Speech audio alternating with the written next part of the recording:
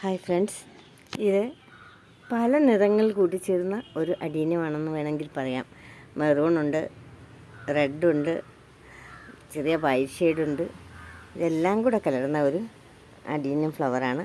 ഇത് ചെടി നിറയെ ഉണ്ടാകുന്ന ഒരു ഇനമാണ്. അധികം വലിപ്പമില്ലാത്ത പൂക്കളാണ്. കൈ കാണുന്ന വലിപ്പം തന്നെയേ ഉള്ളൂ പൂക്കൾക്ക്.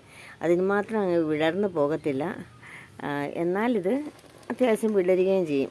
ചെറിയ പൂക്കളാണ്. ഇത് ഒരു വിടർന്ന് വരുന്ന ഒരു മുട്ടാണ്. ഇത്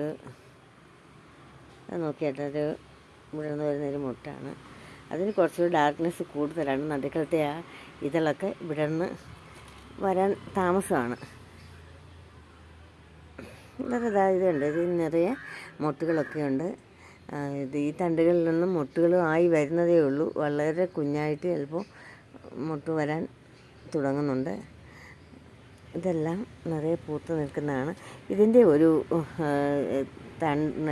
ബ്രാഞ്ചിൻ്റെ ഒരു ചെറിയ കഷ്ണം ഞാൻ ഗ്രാഫ്റ്റ് ചെയ്തിട്ടുണ്ടായിരുന്നു വേറൊരു ചെടിയിൽ.